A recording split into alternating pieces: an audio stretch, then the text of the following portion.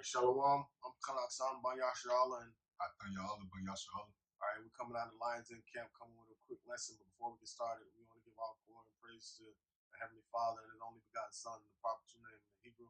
I say, Kal, Alayim, La, Yahweh, Bahashem, Yahweh Shai, Bahashem, Rakah, Kodash, Ma. Double honors to the elder apostles, the great millstone, our elder Harold as well. Salutations to the Akim that are pushing the truth and sincerity and the truth. And peace and blessing to the men, women, and children that believe in the name of Yahweh Hashem Yahweh Shai. Right. And this lesson is going to be some clarification on when it refers to with the angels with wings in the Bible, in the scriptures. All right. So the angels don't have like wings out of the back, like coming out of their back, like how you see like with Cupid or something like that. That goes all back to Greek mythology, man. Renaissance art. Yeah, Renaissance art. That goes all to the ways of Esau. So just for edification purposes, man, we want to clarify that point. So if anybody's teaching that the angels have wings on their body, you're going off, man. All right, this is John chapter 4, verse 23. It said, "But the hour cometh, and now is when the true worshipers shall worship the Father in spirit and in truth. For the Father seeketh such to worship him. Yahweh is a spirit, and they that worship him must worship him in spirit and in truth." All right, so that's and we worship in the spirit of Yahweh Shai, and that's how we're being able to be drawn back to the Father. But the scripture says, no one can come to me unless my Father draw him. All right, so he has to draw you with the spirit of the truth, the Holy Spirit, man. All right, so we just want to go into some edification, for clarification, edification on what the reference of wings mean in the scriptures. All right. This is Sirach 3:21. "Seek not out the things that are too hard for thee, neither search the things that are above thy strength." Right. So now, like, everybody has to start out with the milk when they come into the truth. You know what I'm saying? And from the milk, you grow, because you start out as a babe in the truth, man. No matter how old you are, when you first come into the truth, you are a babe. You cannot put new wine in old bottles. You got to pour out everything that you once thought you knew in the beginning before you came into this truth. All right, and until you're able to eat the meat, don't seek out the things that are too hard for thee, too hard for your understanding. So stay in your lane and stay in your proper perspective, so that therefore you can seek the milk, because the milk is very important, just like the meat and the mysteries are important. All right, so just like Apostle Har likes to say, sometimes we got to go back to the basics. All right, to strengthen ourselves in the milk.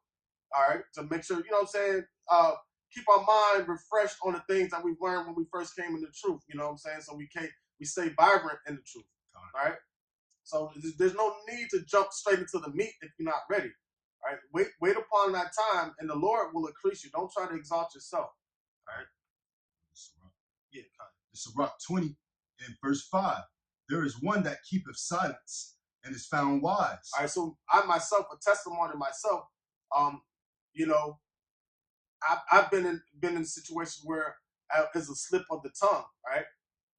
But there's one that slip of the tongue, but not slipping of the heart, roughly paraphrasing. So, but we got to be mindful that everything that's spoken out of our mouth, because we don't want to cause a stumbling block for other individuals, especially if we have a respective place in this truth, and we have a lot of younger brothers or anybody that looks up to us in the truth. Right, the words we say out of our mouth, they're going to take heed to those words. And if you're falsifying or saying something that's false, all right, you could cause somebody to go off just by a mistake. So if you don't know something about a topic, don't even speak on it. And what the best thing to do is go and study that topic, and then clarify yourself the next time you're out teaching, or the next time you do, or do a video on it. Study upon it, get the proper breakdown, the proper perspective, proper context of the scriptures, and do a video on it. Once you've learned, and the Lord puts the Spirit on you till you have that understanding.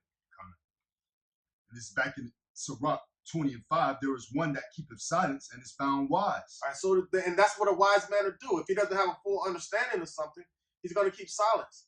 All right, until he has that understanding, and that's what a wise man will do. All right. "And another by much babbling becometh hateful." All right, becomes hateful, because that's a hateful thing to put a lie into the minds of the people that truly believe in Yahweh Hashem Yahweh Shai, into the elect. All right. "Some man holdeth his tongue because he have not to answer. Some man holdeth his tongue because he have not to answer. And that's the wise thing to do. Because you don't have the answer. If you don't know the answer 100%, just hold your tongue. Don't say nothing. You'd rather not add or take away from the word. Come on. Good point, bro. And some keepeth silence, knowing his time. Some keep silence, knowing his time. So know your time. Knowing, like, go pray on it. That's what I do. Personal testimony, I pray on it. If there's something I don't understand, I pray on it. Then I go to the elders. Because not everybody's going to be able to open this book and look and break everything down. Some of us are going to have to be taught. But even with that, if there are some people that you can read it to them front and backwards and give them the proper breakdown and everything, they still won't be able to get it and understand. So the fact that you have to be taught this truth does not make you any less of the person that got to the water before you and is teaching you how to drink. You know? A wise man will hold his tongue till he see opportunity, but a babbler and a fool will regard no time. All right, and somebody that's trying to profess himself being wise, all right, knowledge puffed up, but charity edified. And that's what we have to be careful. All right, matter of fact, let me see if I can find that real quick. That's first or second.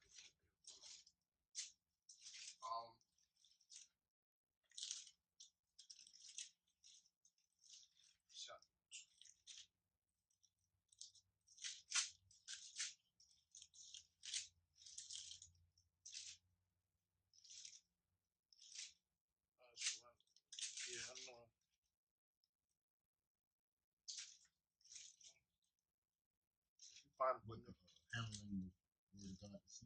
No, it said knowledge puffed up. We know that we all have knowledge, but knowledge puffed up, but charity edified. You can look it up on your phone.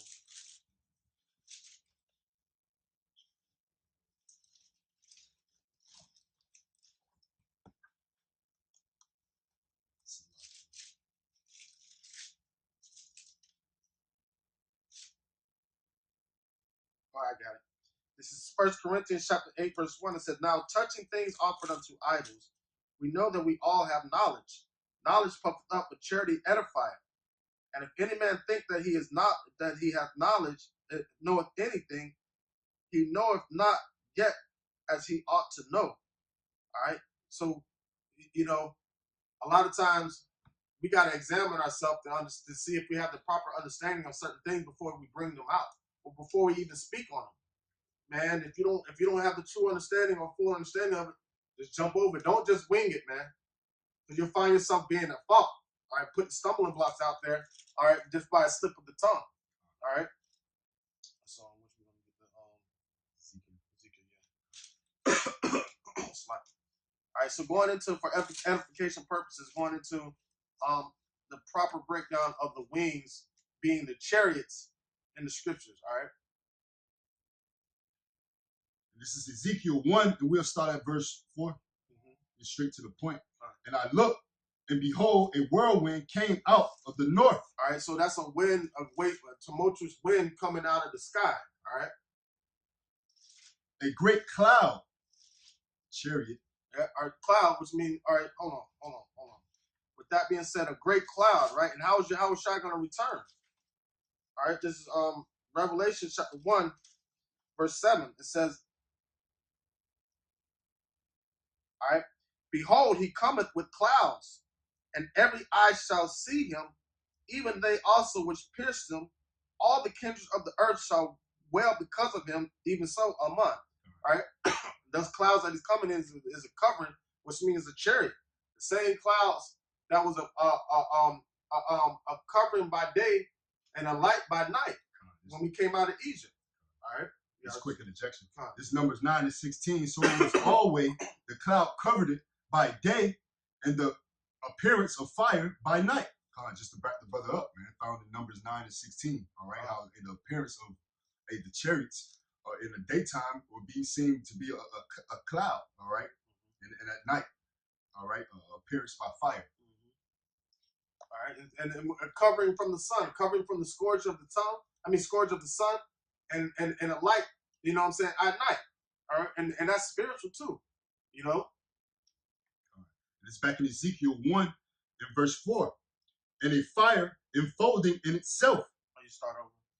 It's back in Ezekiel 1 and 4. And I looked, and behold, a whirlwind came out of the north, a great cloud, and a fire enfolding itself, and a brightness was about it, and out of the midst thereof, as the color of amber, out of the midst of the fire. All right, so when the Lord shows up, now this isn't his fleet right here. But when the Lord shows up, all right, when those chariots show up, mind you, that they're gonna start burning, they're gonna burn the air. That's how powerful they're gonna be, man. They're gonna be consuming what this atmosphere, the elements in this atmosphere. All right. All right, so now in the midst of that, you're gonna have the lights of the chariots. All right, go ahead. Verse 5, also out of the midst thereof came the likeness of 4 living creatures. Mm-hmm. And this was Salakia, was their appearance. They had the likeness of a man. Boom, they had the likeness of a man. All right, the likeness of a man. It says also out of the midst came the likeness of 4 living creatures. And this was their appearance. They had the likeness of a man. So this is what's inside those chariots. The likeness of a man. You can get and creatures just means creation. We're considered creatures also. You can get Romans 18 and 20 real quick, Baba Kushah. This is Romans 18. 8 Salakia. 8 and 20. All right, it might be 8 and further up to 20. All right, no, 8 and 20, that's it. For the creature was made subject to vanity. Ooh, the creature was made subject to vanity, made subject to sin. That's talking about us, talking about in the beginning, the Adamites. All right, read it again, Baba Kushah. Romans 8 and 20. Romans 8 and 20. For the creature was made subject to vanity, not willingly, but by reason of him who have subject the same in hope. All right, go up to Baba Kushah, verse 18. What does it say? For I reckon that the sufferings of this present time are not worthy to be compared. All right, go ahead. We'll start at 19, Baba Kushah. This verse 19. So let's go into that creature, what it's talking about. All right, so creature just means creation. Because we're considered creatures also. That doesn't mean they look like monsters or anything like that, okay? What like Esau? All right, we're waiting for that, all right? Subject the same in hope. So now we were subject to sin, all right? To put us into the to show us that he's the power and he put us in a position of hope. Because the only way we can get out here is through hope. And what is the synonym for hope? Faith. All right, so he set it up for us. The only way to be able to get out of here is to turn back to him and have faith, because he turned his face away from us, so now we were powerless. Now he turned his face back by sending the spirit of Yahushua, pouring the spirit of Yahushua down here upon this earth. All right, and you go back to Ezekiel. So that's just going into the point of the creatures. The angels don't look like freaking men. They damn sure don't look like Esau. They look like men. I mean, Slacker. The angels look like men. The water. Not monsters. Not monsters. Not aliens, monsters. So or aliens or nothing like that. They damn sure don't look like Esau, and they damn sure don't look like Cupid. You know Cupid, yeah, with wings on their back, running around, flying butt naked. All right, yeah, that's all goes back to Greek mythology, man. And this is Ezekiel 1 and verse 5. Also out of the midst thereof came the likeness of 4 living creatures, and this was their appearance. They had the likeness of a man. So imagine you seeing imagine you being Ezekiel, and this is your first time seeing this. All right, they had the likeness of a man. So he's looking in the sky and he's seeing the elements burning and everything, and he's seeing fire in the midst of a fire, lights in the midst of a fire. Like, I know it's creatures up there. He's like, I'm like, man, what is that up there? Like, they look like men. They look like men. Like, wait, I know I can't. He said that he referencing to man because he's never seen a man in that position before. He's never seen a man in the air on a vessel flying that's consuming the elements of the earth. So he was like, man, those look like men, but his mind, can they be men? Because he's never seen a man do that before. So she said, this is the likeness of the creatures, is the likeness of a man. That's why you take the example of Yahushua having that in Revelations 1 and 13. Of his body. All right, how to describe his body, man. Describing his likeness. All right. We'll go back. Hey, Yahushua, he doesn't have wings, man. They didn't describe that in Revelations 1 and 13 being the point. All right. But he's in his glorified, he's already in his glorified form. All right. And John, all right, this is Revelations chapter 1, verse 1. It said, the revelation of Yahushua HaMashiach, which Yahweh gave unto him to show unto his servants the things which must shortly come to pass. And I'm going to skip over to verse 13. In the midst of the 7 candlesticks, one like to the Son of Man, clothed with a garment down to the foot, and they girded about the paps with their golden girdle. Now, Yahweh Shai being the top, all right, angelic being, all right, the top messenger of Yahweh, right? This is the image in the description. It doesn't say anything about him having wings, all right, on his body. All right, it says, verse 13, it says, and in the midst of the 7 candlesticks, one like unto the Son of Man, clothed with a garment down to the foot, and they girded about the paps with a golden girdle. His head and his hairs were like white like wool, as white as snow, and his eyes were as a flame of fire, and his feet were like unto fine brass, as if they burned in a furnace, and his voice was as the sound of many waters. All right, so it's giving a description of an angelic, powerful force, all right, Yahweh Shai, right, and his likeness, him looking like us, but in his glorified body, which we're going to have that, Lord willing, I'm part of that number. We're going to be glorified in that day, all right, when he shows up to give us crowns. All right, back in Ezekiel. This back in Ezekiel 1 and 5. Also out of the midst thereof came likeness of 4 living creatures, and this was their appearance. They had the likeness of a man, and every one had 4 faces, and every one had 4 wings. Right, all right, boom. So every one had 4 faces, meaning duties, and every one had all right, there are 4 generals, all right, and everyone had 4 wings. All right, so now that's them being in a V formation. The head, all right, and then 2 on this flank and 2 on that flank. Okay. All right, set up in battle formation or like a meeting. All right, go ahead. Verse 7, and their feet were straight feet. All right, and their path was straightforward, righteous path. All right, going to handle business. Okay. All right. And the sole of their feet was like the sole of a calf's foot. So now this is what what was under them being on top of the chariots. This is the bottom. All right. Okay, because the Lord chose the cloud, the winds, and the cloud was the chariots to ride upon, not wings to ultimately to fly upon. Even though man it can fly. Right. All right. Right. So verse 7. Yeah, he chose the wings of the wind. Right. The wings of the wind, man. Not actual literally wings. Right. And their feet were straight feet, and the sole of their feet were like the sole of a calf's foot, and they sparkled like the color of burnished brass. All right, so up under these chariots, right, were glowing, and they had the feet of like a calf's foot, so it had like a little, it was circle, and you know how a calf's foot is, and it had that little like groove in it. Like right? V-shape, because like it's V-shape. That's that cloven gap that underneath the calf's foot. Verse 8, and they had the hands of a man under their wings on their 4 sides. All right, real quick. Go back to 7 again, read 7 again, and then go 2 Samuel. And their feet were straight feet, and the sole of their feet were like the sole of a calf's foot, and they sparkled like the color of a burnished brass. All right, so they were sparkling and they were spinning. All right, dazzling, man. All right, and they had the circle around, and they had the little indentation in it. So it was like the sole of a calf's foot. If you Google what up under a calf's foot, that's what you're gonna see. And this is what they were riding up on top of. All right. And this is 2 Samuel chapter 22, and I'll start at verse 7.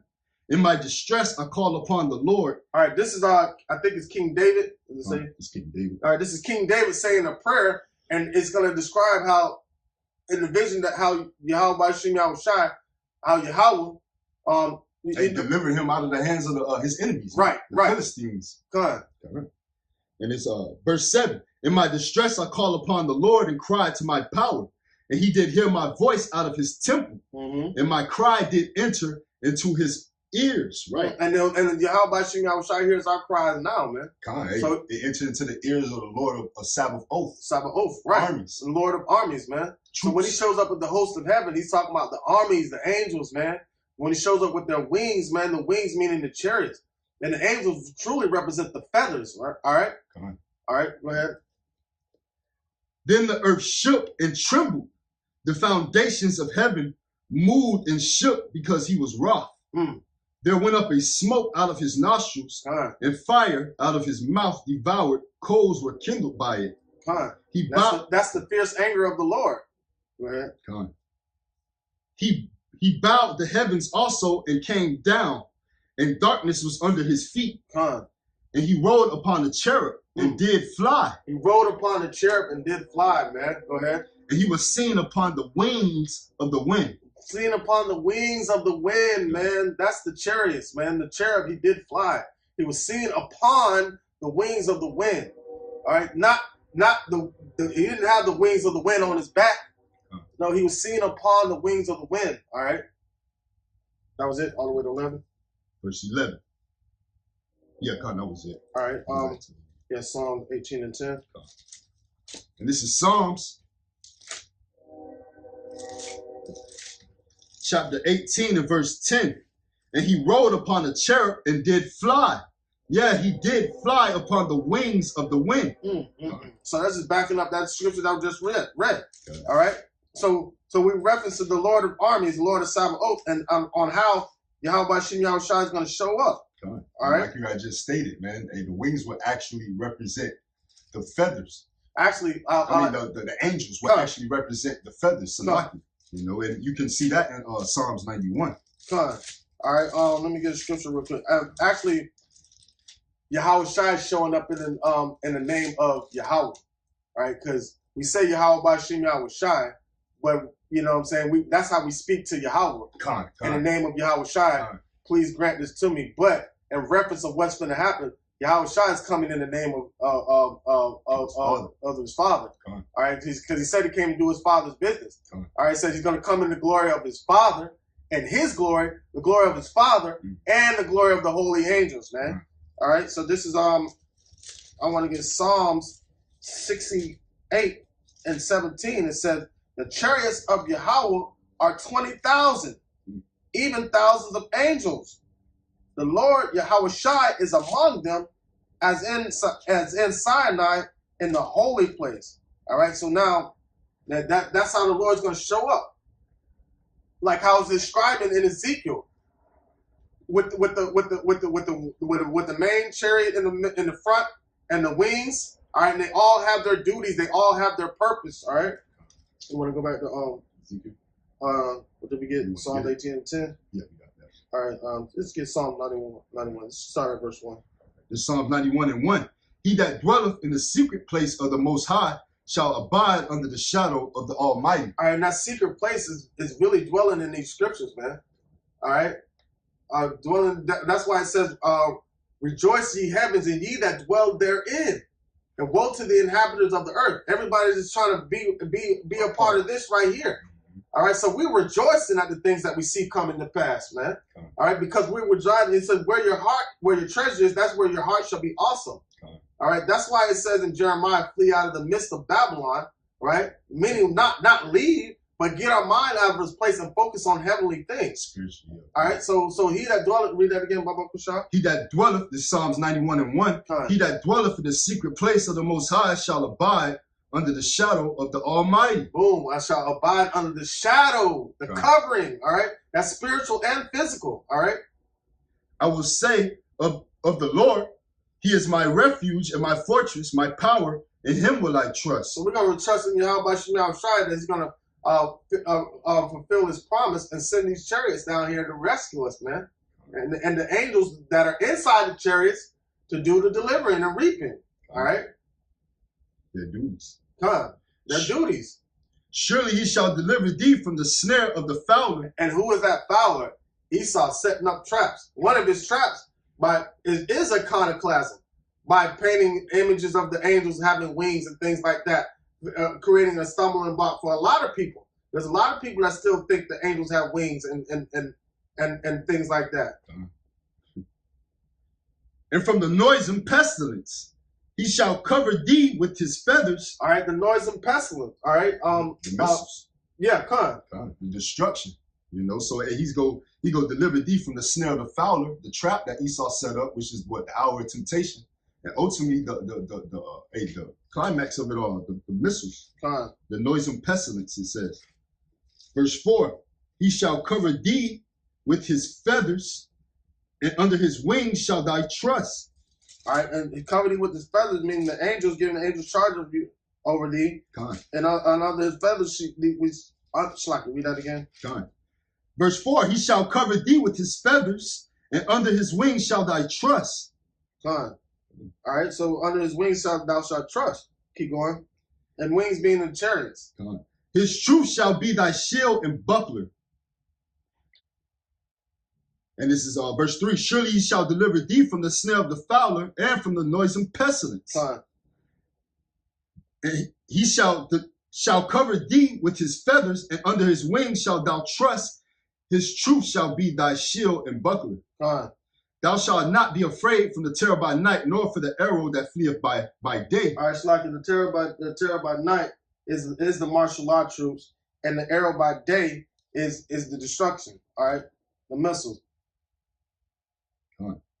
Verse 6, nor for the pestilence that walketh in darkness. All right, well, the point was, go back, the point was in 4, with the feathers and the wings. All right, so now, so understanding that, the feathers and the wings, the feathers being the angels and the wings being the chariots, all right? And what back that up is verse 11. For he shall give his angels charge over thee to keep thee in all thy ways. They shall bear thee up in their hands, lest thou dash thy foot against a stone. And that's the angels and those feathers keeping charge over thee, man. All right, yeah, go back to Ezekiel 1 and 7. This is Ezekiel, this is back in Ezekiel chapter 1 and verse 7. And their feet were straight feet, and the sole of their feet was like the sole of a calf's foot, and they sparkled like the color of burnished brass. And they had the hands of a man under their wings on their 4 sides. All right, so their hands up underneath, meaning the power of Yahweh was power in those chariots. They don't need no gas, no nothing like that. They were powered by Yahweh. All right, read that one more time. Verse 8. And they had the hands of a man under their wings on their 4 sides. And so on their 4 sides. So the power of these angels, this fleet of chariots, right, in the V formation, in battle formation, had the wings on each side, meaning they had their coverings, meaning 2 angels right here and 2 angels right there. And that clearly shows that the wings are not on a man's back, you know, and that's not what's causing them to fly. And this is verse 9. Their wings were joined one to another. They turned not when they went. They went every one straight forward. All right, so they came to do business, man. They followed the lead chariot. They didn't turn wherever they went. All right, we get Isaiah chapter 6, verse 1. Come on. It's Isaiah chapter 6 and verse 1.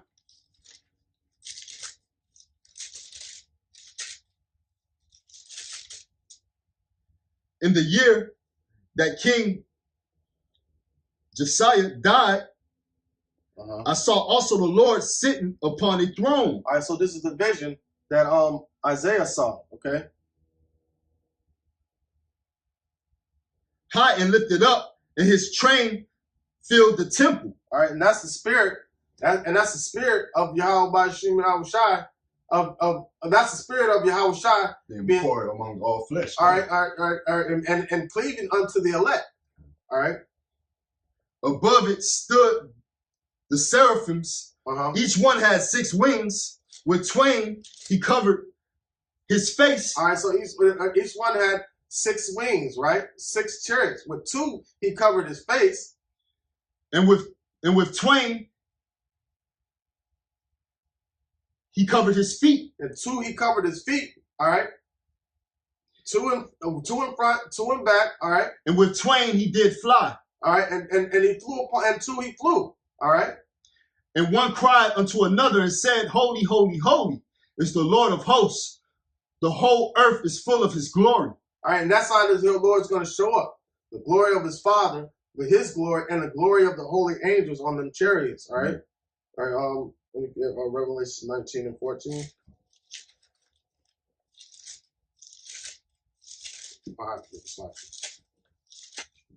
It's Revelation chapter 19 and verse 14. And the armies which were in heaven followed him upon white horses, clothed in fine linen, white and clean. Fine linen represents righteousness, man. And that's how the Lord's going to show up in righteousness on those chariots, man. Just like anytime you have references, what is that? Shall entertain angels unawares? Yeah, shall entertain angels unawares. All right, anytime you had accounts where look at it in the book of Tobit, when Tobias went on a journey for his father, all right, and he was accompanied by Raphael, Allah. He looked just like a man, because he would have known he was an angel if he had wings coming out of his back. And right, so I mean, even with in the book of Judges, you would be aware at that point. You would be aware that it was an angel, all right?